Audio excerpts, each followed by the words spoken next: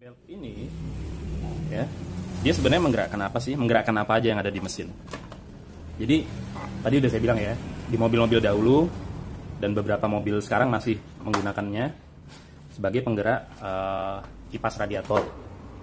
Sebagai penggerak kipas radiator di sini, ya kan? Tapi mobil sekarang karena mesinnya penggerak roda depan, dia malang ke samping, maka pulinya itu dia ada di sebelah sini. Radiatornya digerakkan oleh motor dinamo.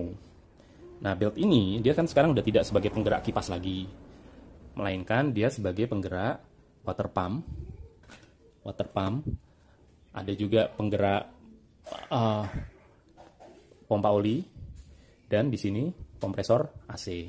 Ya, ini kompresor AC. Tuh. Dan satu lagi alternator. Nah, kalau ini sampai putus, kalau yang putusnya dia hanya beltnya kompresor AC, maka AC jadi tidak bekerja. Hanya AC jadi tidak terasa dingin, cuman udara aja yang keluar. Tapi kalau yang putus adalah belt utama, yang penggerak, ini masih terpasang. Ini penggerak alternator, penggerak water pump, buat pendingin mesin. Maka kalau dia sampai putus, bisa berabe. Mesinnya bisa overheat, kemudian pengisian daya ke akinya juga tidak bekerja gitu. Nah, jadi jangan sampai ini putus. Ya. Belt ini penggantiannya dianjurkan pabrikan setiap 60.000 km. 60.000 km. Tapi sampai 10.000 setelah itu pun sebenarnya nggak putus ya. Masih kuat gitu. Ini merek mayoritas belt tuh mereknya pakai Bando Rip Ice, dan ini kodenya ya. Ini kodenya ini juga Bando juga. Gitu.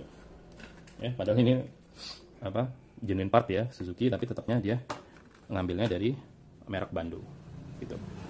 Oke, kemudian penyakitnya apa aja sih kalau di belt ini? Belt ini penyakitnya adalah bunyi ya. Kalau dia udah kering, dia biasanya bunyi. Bunyi itu bisa disebabkan karena beltnya atau juga karena lahernya. Ini lahernya nih.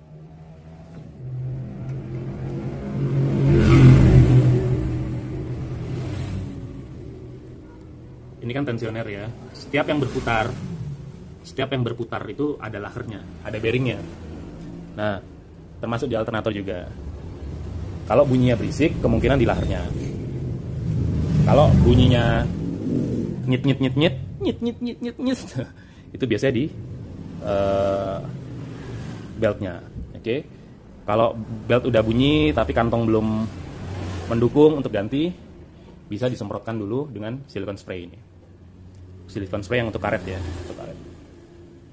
Silikon spray, mobilnya lagi nyala, stasioner, sambil dia berputar pelan, disemprotkan ke sisi dalamnya dan sisi luarnya. Nanti dia bisa bertahan lumayan sampai suaranya hilang gitu. Tapi kalau suaranya berisik ketika berputar, ini ada laher, itu ada laher, alternator ada laher, water pump juga bisa sebagai sumber bunyi berisik. Kalau ditanya, pasti mobil saya berisik ketika stasioner, ketika langsam, kira-kira laher mananya yang rusak? Ya nggak bisa dipastikan tanpa membongkar.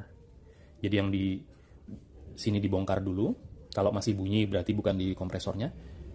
Kemudian dibuka satu lagi, diputar. Kalau yang alternatornya kocelak, berarti bearing alternatornya yang sudah berisik gitu. Jadi ya ini ya, diganti setiap 60.000 km. Oke, sekian.